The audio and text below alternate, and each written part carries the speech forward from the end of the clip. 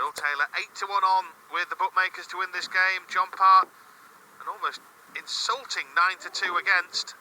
Mind you, here comes Taylor. Here comes Taylor. We had the audacity, the temerity to question the form of Taylor in the semi-final. He has answered those questions with a maximum.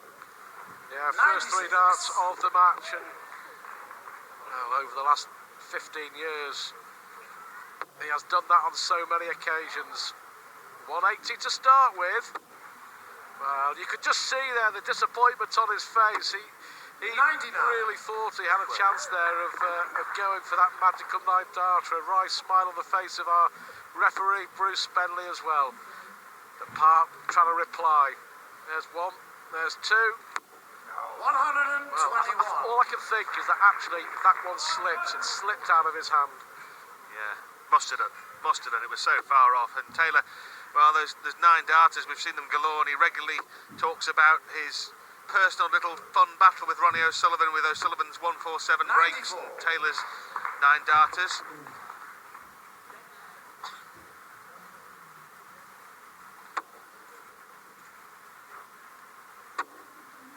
His ambitions is to be the first man to hit a 9-darter in the World Championship. Coming up 19th of December at the Alexandra Palace, the greatest show on earth. Now then, Taylor, double 4 for a 128 to win the first leg. 124.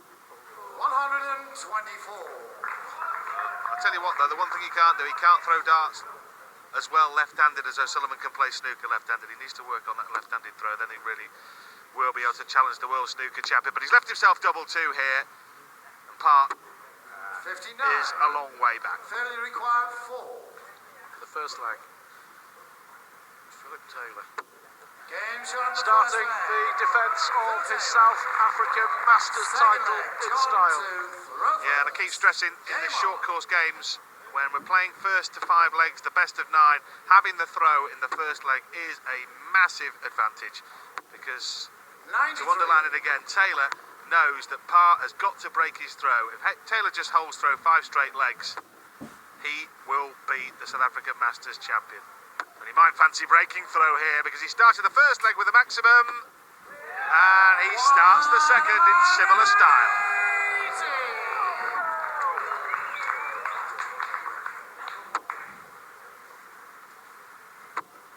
John Parr 100. looked really, really good tonight, you have to say. But it's a final, so what else would you expect from Phil Taylor?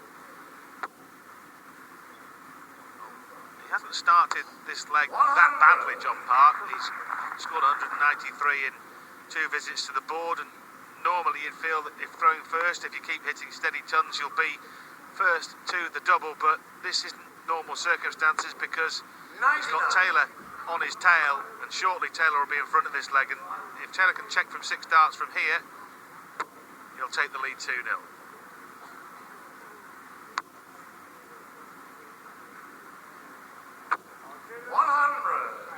Just 100 from Taylor. Still advantage the power in this second leg. 5-1 winner over James Wade in the semi-finals, John Parr. 99. Fairly required 21 for 2-0. Could be a pivotal moment, and Taylor can't check out after probably his worst start of the final, but he is going to leave himself double tops, and John Parr is forced to check out a 3-dart combination to hold his throw. One of the best in the world at this sort of range, John Parr, needs to be here. Needs the treble 18. Yeah, great from Parr. Double 18 for 1 apiece. 74. Well, close, very close. Taylor here needs tops for 2-0. So often Taylor does this to you. He forces you to start checking out 100-plus finishes, and if you don't do it, almost invariably you are punished. 2-0, a break of throw. Taylor, who beat Mardle 5-2 in the semi-final, now has everything stacked in his favour. Well, can he start the first 3 legs of this match with 3 straight maximums? No, he can't. 100. Only 100. John Part already up against it here. Losing his throw in the second leg, and just hasn't so far been able to hit the 59. heights that we saw in the semi-finals. He was up against it really from losing the ball, wasn't he? To be fair, because, you know, to try and beat Taylor, knowing you've got to break his throw at some point, is a tall order. This is really back to his best here, Taylor. He was a bit sketchy in the semi-final, but he's hit a 180 Pikey in every leg so far. Every single leg. Averaging 120 at the moment 59. for Taylor.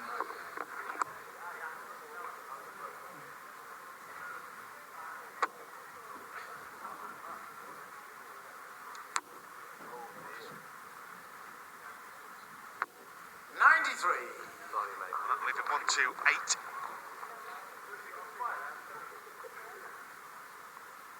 And realistically, he's probably got 9 darts from there, Phil Taylor. 101. Fairly require 128. So 1-2-8 for the power. This will be, as Rod Harrington would say, that he just needs to set the shot up from here. 96. And there are a few better than Taylor at doing just that. Leaves himself perched on 32. And this will almost certainly be 3-0 in a race to 5. Yeah, only 3 legs of darts. Yes, John Part with a terrific maximum. His first. Fairly And required Taylor 32. here averaging 116. But this is the troublesome par for him. Has been all night, double 16. And that's something he'll be aware of as he approaches the World Grand Prix in Dublin, which starts tomorrow week. John, you require The next 102. big major event in the PDC. And 3 more misses on that side of the board has given John Part a chance. Double 16 for a 102. Well, again, he had a chance at 118 in the last leg, bent the wire, he's done it again here.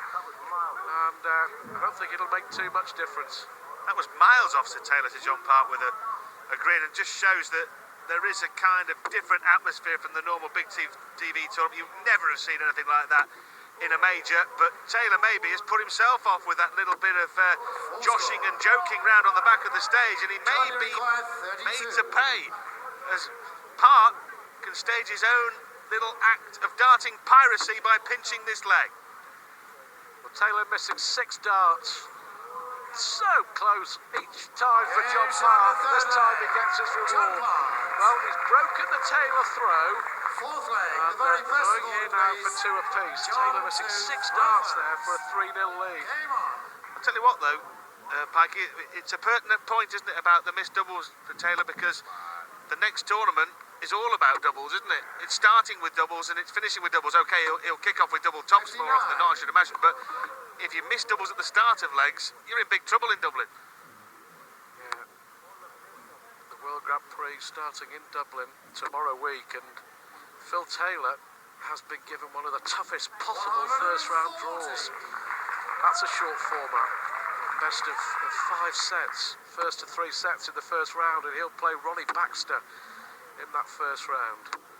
93. The Part here trying to give us a level game. First to 5 to be crowned South African Master for 2008. Well, Taylor was a distance clear in that last leg. It really should have been 3-0. 140. He's regrouped though to take the darts here off John Part. Another breaker throw you would think would be fatal to the current world champion. He'll switch to 19s here. That picks up a 101.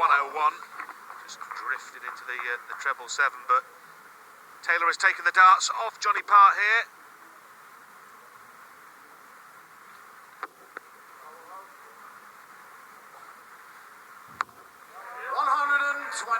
Brilliant again from Taylor. Loses his throw and hits straight back here.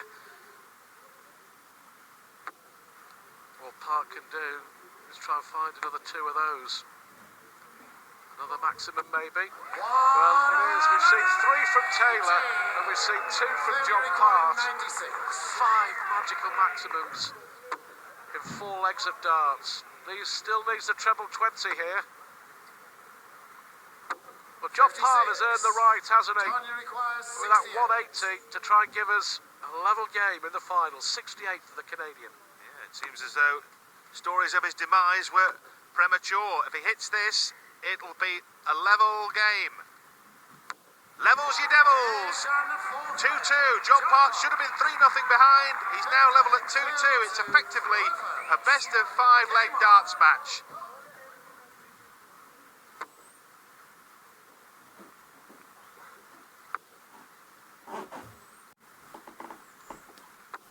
Well, if you're just joining us in the quarterfinals, John Part, James Wade, Wayne Mardle and Phil Taylor all winning through comfortably. The South Africans, well, they won 3 legs. 1 for Francis, 1 for Losper and 1 for Hogan. In the semi-finals, John Part a 5-1 winner over James Wade, and Phil Taylor beating Wayne Mardle 5-2.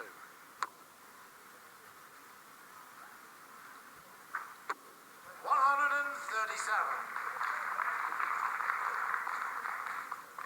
Part still has to break Philip Taylor's throw. The match average is 106 Taylor, 91 Part. But the real stats that matter is that it's 2 legs apiece. Taylor on those averages ought to be in front. He knows he ought to be in front. He missed far too many doubles, most of them at double 16, and he's been punished. His scoring, though, has been brilliant.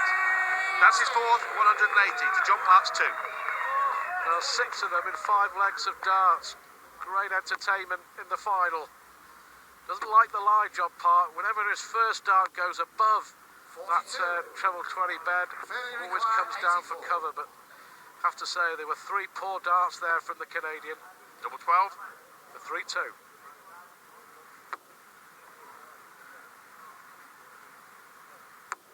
Game shot in the 5th leg. 3-2 it is. And, 6th leg, John to Phil Taylor. first. Game on. 2 legs away from victory, but effectively we're on throw. So John Part here still has a chance. It's going to be another one. 123. Well, unlucky, just drifting that last dart into the treble 1. And I tell you what, whatever happens here in this final tonight, whether John Part wins or whether John Part loses, I think what we can say quite safely is that the old John Part has resurfaced here in South Africa, and that he will be a threat in the major tournaments that are coming up. And as you said before, Paki, it's well, just a couple of months till he defends his world title at Ali Pali, and he'll go there with a lot more confidence than he would have done had the World Championship save in a month or 2 ago. The last time we saw him on our TV screens, the World Match Play in Blackpool, and he was, well, he wasn't just beaten, he was trounced in the 2nd round by Alan Tabban 13-7, and I have to say, on that night, he was a very sad figure, John Part. He's gone away, he's dusted himself down, he's taken a bit of time off, he's lost a bit of weight, he's put in some practice, and we're seeing the difference that it has made tonight. Fair to say that Part will remain a major player in the top echelons of world darts for many years to come. Taylor looking to put pressure on. Part 115 then. It's 3 apiece. John, you require 115. Treble 20, the first target. If he singles it, it's on the 19s, treble followed by double. So treble 19, double 19. Well, he'll just mop up. And Taylor has given himself a chance to break the throw, and it would be a killer break too, because that would leave John Part having to win all 3 of the remaining legs. Yeah, there were 3 really disappointing darts. Double 15 then for Taylor for 4-2. Just inside. 75. Well, come on, Philip, he said. Really disappointed with that. John Part must have thought there when the first dart went in the treble 20, he was going to go 4-2 down. Now then, this a massive dart in the contact to the final. 20 score. Would have given John Part a chance, an outside chance, because Taylor still would have had the throw in 2 of the remaining 3 legs. He'll have next to no chance if Taylor hits this double 4. And he has hit the double 4. Taylor 2 up, 3 to play. John Park forced a break throw twice. He's done so once tonight, but it's a big, big, big ask to break Taylor's throw twice in successive legs and hold his own in between. You know, that John Park just stood behind Taylor there, shaking his head almost in disbelief. Because these two, all right, it's not one of the big ranking tournaments. You know, they are a little bit more relaxed, but make no mistake, they want to win this. John Park would have wanted to win this. He still 60. may, but it's a big ask now, especially with just 60 with his first 3 darts. But he could just have, with victory here, just have put down a little marker, sent out a message to the rest who haven't seen him very often over the last couple of months, and especially sent out a message to his old rival Phil Taylor. Taylor here favourite to win the final in this leg. Yeah, I'm impressed with John Park though tonight. I think he's played really well. He wiped the floor with James Wade, who's the second best player in the world on current form. And although you'd have to say he's going to lose this match now, barring some kind of sporting miracle, it's been a big step forward on the comeback trail here for the Canadian world champion. Taylor's pretty much got this one in the bag, but it's been a good night for John Park, win or lose. 125. Well, one thing's for sure, he will still believe. John Park, out of probably all the dart players, including Taylor, including Barneveld, is one of the great fighters, the great scrappers, and we've seen him come back from some hopeless situations many times over the years. 100. Only 100, so Taylor still not on the finish. Let's see what damage Park can do with these 3. Needs a treble, at least 1 treble, not that treble. Heading for the 19s. Well, he's 92. salvaged something from the situation, but from here Taylor, well, Park's left himself on a bogey number, so Taylor has 6 darts from 177 for the South African Masters. Park will still believe. 97. 165. Well, take away the 5. Is that a look of resignation I see on the face of John Park? Failure require 80.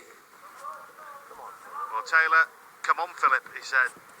Impatient for the end of this match. The power. Double 10 will end the match.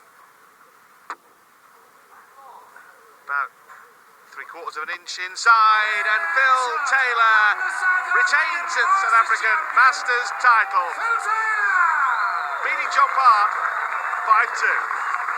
Yeah, terrific performance of Taylor. It's been a really good day as well for John Park, and the Canadian world champion, showing us he's very much back in business.